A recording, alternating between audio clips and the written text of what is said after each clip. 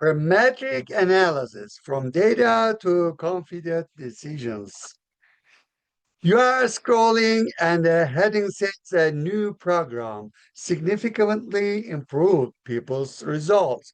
Sounds solid, right? But here's a question almost nobody stops to ask. Significantly, according to what? The one word significant is doing a lot of quite heavy lifting, and most of us were never shown what's actually underneath it. So in this video, we're gonna fix it. That I'm gonna walk you through the family of tools that turn a messy pile of numbers into a confident decision. It's called parametric analysis, and I promise it's friendlier than it sounds. We'll cover what parametric even means, the handful of assumptions these tests quietly rely on, how a p-value really works, and the famous t-test and ANOVA explained in plain English. We'll look at the Bonferroni correction, effect sizes, confidence intervals, and we'll do it all using three real studies. So you can see the idea in action, not just on a chalkboard. And here's my promise to you. There'll be no scary equations to memorize, just clear ideas, real examples, and a few moments where something finally clicks. Whether you are a student, a curious mind, or someone who just wants to stop being fooled by bad statistics, this is one is for you. By the end, you'll be able to look at almost any study, any chart, any bold claim, and actually tell whether the numbers back it up. Let's get into it.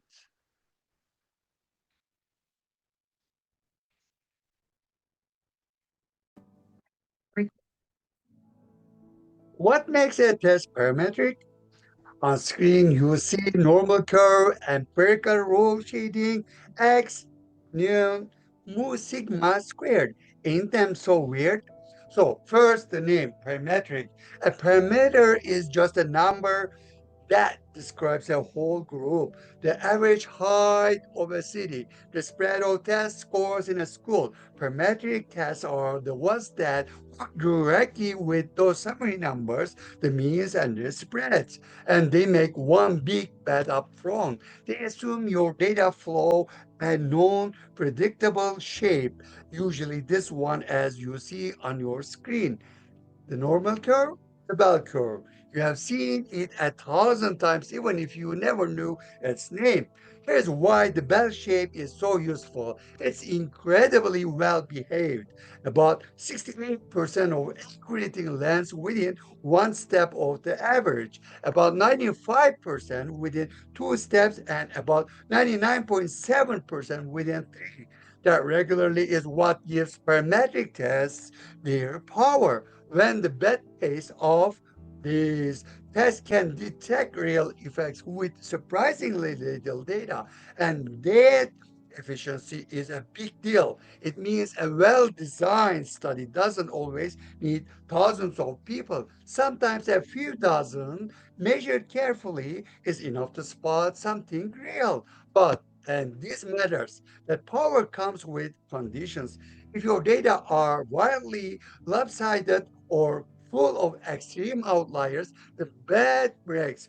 And we switch to a different toolbox called non-parametric tests. So before we trust any of these, we have to check the fine print, which is exactly where we going next. Here is the core assumptions. On screen, focus on equal versus unequal variance panels, KPI tiles, normal, equal, VR, independent. Think of these assumptions like the conditions on a warranty.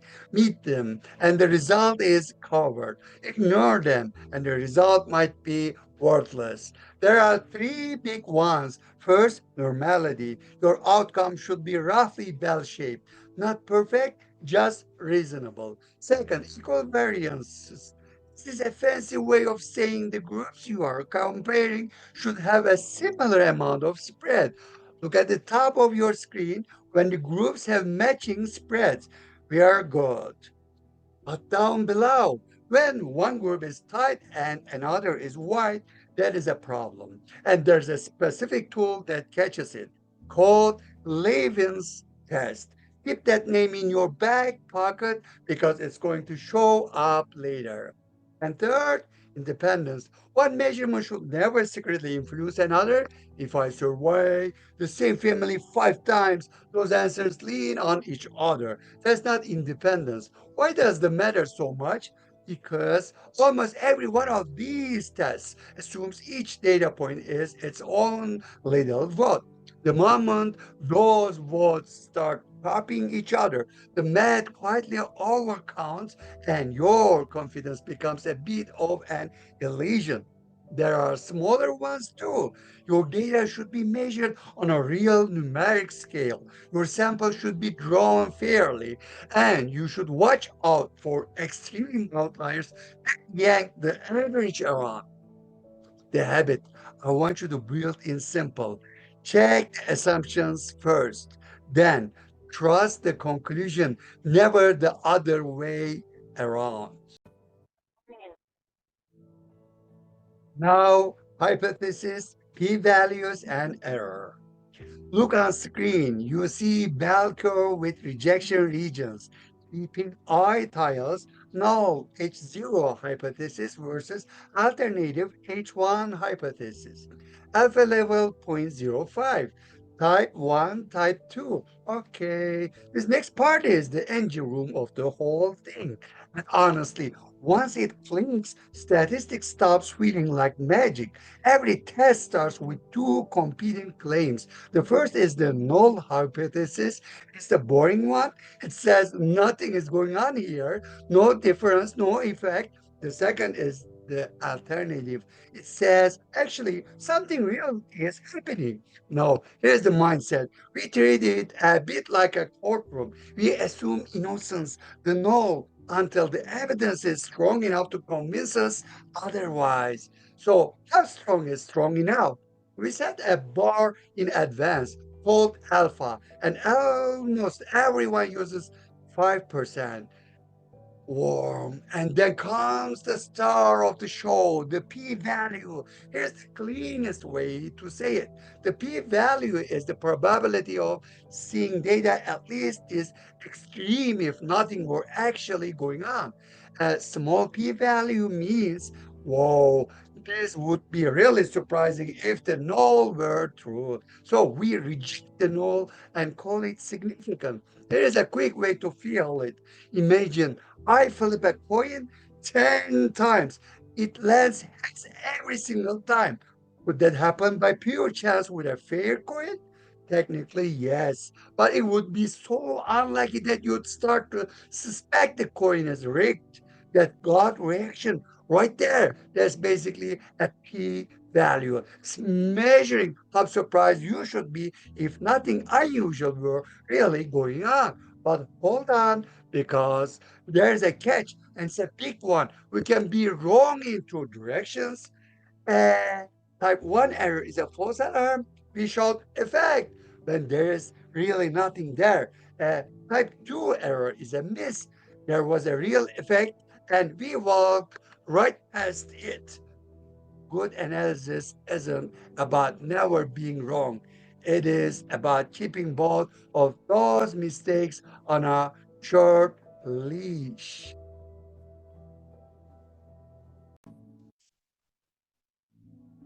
Here's the t-test family. Look on screen, focus on graph. See t-distribution family with the t formula. KPI tiles, one sample, paired, independent. All right, let's meet our first real tool, the t-test, and it's actually a little family of three. The one sample t-test compares your group's average to a single known number. The paired t-test compares two measurements taken from the same people, and the independent t-test compares two completely separate groups. Now, What is a t-test really doing under the hood? It's a signal to noise ratio. That is it. One top, on top, the signal, the difference between your averages on the bottom, the noise, the natural wobble in your data. A big difference with little noise gives a big T, and the big T pushes your P value down toward significant. Think about hearing your name across a quiet room versus a loud concert. Same name, same volume. But in the quiet room, it cuts right through. The t-test is doing exactly that with your data. It's asking, is this difference loud enough to hear all the noise? One more thing to notice, because it's beautiful. Look at these curves. The shape of the t distribution depends on your sample size through something called degrees of freedom. With tiny samples, the curve is short and has tails. It's cautions. It demands more proof. But as your sample grows, watch what happens. It slides right back into that familiar normal bell curve. More data, more confidence. The math literally rewards you for collecting it. Let's go with paired samples t-test. Now, on screen, you see ACT means 1993 versus 1994 with decline arrow. KPI tiles T63 2.30, p-value 0.025. Difference 0.29. Time for our first real story, and it has a twist. A school ran a brand new prep program and wanted to know, did it lift students act like academic scores from one year to the next? Now, the same students were tested both years, same people, two time points. That linkage is the signal to reach for the paired t-test. Here are the numbers. In the first year, the average was 15.99. The next year, 15.86. And the 2 years tracked each other almost perfectly. The test comes back significant. T of 2.30, p-value of 0.025, which is under our zero 0.5 bar. So, program worked, right? Hmm, look closer. The scores went down from 1599 to 1586. The result is real, it's reliable, and it is pointing the wrong way. This is the single most important lesson in the whole video. Significant does not mean better. It only means the difference is probably not random luck. Here, the program was tied to a small but dependable decline. Imagine the school had thrown a party to celebrate those significant results. Be celebrating a number that slightly went down. That's how easy it is to be technically correct and completely wrong about what it means. P-value tells you something is happening. It will never tell you whether it's good news. That part is on you. Here we go, independent samples t-test. On screen, check with two overlapping cholesterol curves. KPI tiles T238 equals 0.47, but minus p-value 0.64. Difference minus again 0.07. Our second story and a totally different setup.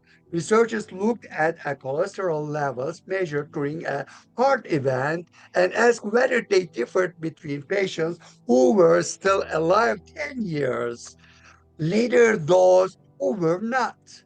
Two separate groups of people, one numeric outcome.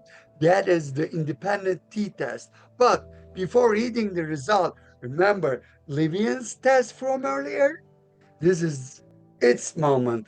It checks whether the two groups have a similar spread, and here it passed cleanly. We are good to go. Now the result. A live group averaged about 261. the other group about 265, almost on top of each other. And the test, T of negative 0.47, p-value of 0.64. That's nowhere near significant. The range of plausible differences comfortably includes zero, which is the statistical way of saying we genuinely can't tell these groups apart. And here's what I love about this one. A lot of people think a study failed if it doesn't find an effect. Not true. There's no meaningful difference is a real, useful, honest answer. Knowing what doesn't matter is just as valuable as knowing what does. One way ANOVA on our case 3.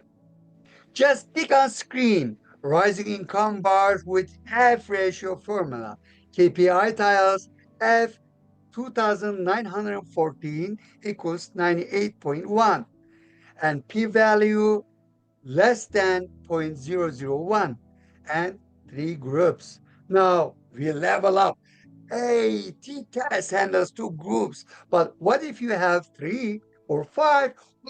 And you could run a t-test on every single pair. But trust me, that's a trap, and I'll show you why in a minute. Instead, we use ANOVA, analysis of variance, and the idea behind it is genuinely clever. ANOVA compares two kinds of spread, the spread between the groups versus the spread within each group. If the gaps between groups are large compared to the noise inside them, that ratio, the F, gets big, and big F means a real difference is hiding in there somewhere. Our story here looks at income across three education levels, and the pattern is striking. Less than high school, about $17,500. High school, about 26 and a half. Junior college or more, almost 42,000. Clear staircase, climbing with education. The test screams significance. F of 68.1, P less than 0.001. One quick honesty note. Ravens test flagged that the groups had unequal spread here. So a careful analyst reads this with a little caution and might double check with a backup method. Always report what you see, even the inconvenient parts. But here's the limitation that sets up our next idea. ANOVA only tells us a difference exists somewhere. It does not tell us which groups differ from which. For that, we need a follow. Yep, post-hoc comparisons. What you see on screen, family-wise error inflation curve, KPI tiles, three tests, family-wise, look it. So our ANOVA basically yelled something is different and then refused to say where. That is where post-hoc tests come in. Post-hoc just means after the fact. They go back and check the pairs one against another to find the actual culprits. But remember the trap I mentioned. Here's why you can just run a pile of t-tests. Every single test you run carries a small chance of a false alarm. Run one test, small risk, fine, but run a bunch and those little risks pile up fast. Look at this curve with just three comparisons. Your chance of at least one false positive is already around 14%. That is almost triple the 5% you thought you signed up for. This pile up has a name, family wise error. Think of it like buying lottery tickets. Your odds on any single ticket are tiny, but buy enough tickets and eventually something hits purely by chance. Run enough statistical tests, and one of them will rise up as significant even when nothing real is there. The more places you look, the more likely you are to fool yourself. So The job of a post-hoc test is to find the real differences while keeping that family-wise error under control. There are several breeds, Turkey, Shafi, James Howell, but the simplest one to understand is up next. It is the one well used.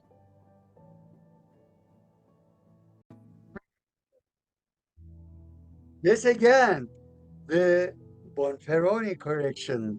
You see on screen Bonferroni threshold plot with alpha K formula. KPI tiles zero point zero 0.05 divided 3 times 3. All p value is less than zero point zero zero 0.001, right?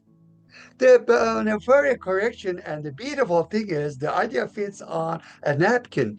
If running more tests inflates your risk, then just make each individual test stricter to compensate. How much stricter? Take your bar, 0.05, and divide it by the number of comparisons. Three comparisons, 0.05 divided by 3 is about 0.0167. Now, each test has to clear that tougher line. And that is it. That single move keeps your overall false alarm rate back down near 5%, right where you wanted it. It's almost suspiciously simple, and people sometimes don't believe it could work. But that is the elegance of it. One little division, and your whole batch of tests is back on honest footing. So let's finish our income story. After applying one fairy, every single pair still came back different, all at p less than zero point zero zero 0.001. Each step up the education staircase, less than high school to college, was a real, reliable jump in income, not noise, the real thing. Now, one fair trade-off to mention. Bonferroni is strict, and being strict means it can occasionally miss a small, genuine effect. So it shines bright when your comparisons are few and planned in advance. It is the caution honest friend of statistics, maybe a little conservative, but you can trust what it. Here we go with effect size and confidence intervals. Now, Cohen's t-scale and confidence intervals. KPI tiles difference 95% confidence intervals excludes 0 on screen. We are almost home, but I can't tell you leave with just the p-value because the p-value has a famous blind spot.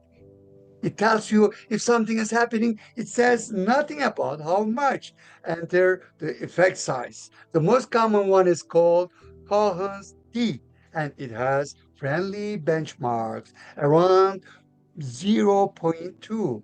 A small zero point 0.5 is medium, zero point 0.8 is large. Remember our school program. It was statistically significant, but its effect size was only 0.29, small. So yes, real, but tiny. The size tells the rest of the story. The p-value left out. Here's why that matters in the real world. Imagine a diet product runs a giant study and proudly announces a statistically significant result. Then you read the fine print, and the average weight loss was about a third of a pound. Significant? Absolutely yes. Worth your money? Absolutely not. That gap between significant and actually meaningful is exactly where effect size earns its keep. And then there is my personal favorite, the confidence interval. Instead of a single number, it gives you a believable range for the truth. And it comes with a sleek little trick. If that range does not include zero, you've got a real difference. If it stretches across zero, like our cholesterol study did, you don't. You can practically eyeball significance just by asking, is zero inside the range? So here's the upgrade I want for you. Don't stop at is it significant? Ask how big and how sure. That is the difference between reading a number and actually understanding. Now, time to choosing the right test. Look closer on screen. See decision tree diagram. KPI tiles. One, two groups. T divided by 3 plus ANOVA if significant, then post-hoc. So let's tie the whole thing together with one simple map. Whenever you're staring at data, just walk down this tree. Is your outcome real number? Good. Then ask, how is it set up? Two measurements on the same people? That's a paired t-test. Two separate groups, independent t-test. Three or more groups, one-way ANOVA. And if that ANOVA comes back significant, you follow up with a post-hoc test, like Bonferroni, to find exactly which groups differ. And running underneath all of it, the same three habits. Check your assumptions first, read the direction, not just the verdict, so you don't celebrate a decline, and report the effect size and the interval, so you know how big and how sure. That is parametric analysis, the same toolkit that powers medical trials, economics, psychology, and yes, those headlines you scroll past every day. And now you can read them like an insider. If this made statistics click for you even a little, do me a favor and hit that like button. It genuinely helps the channel. Subscribe if you want more breakdowns like this one. And tell me down in the comments which of the three studies surprised you the most. Thanks so much for watching. I'll see you in the next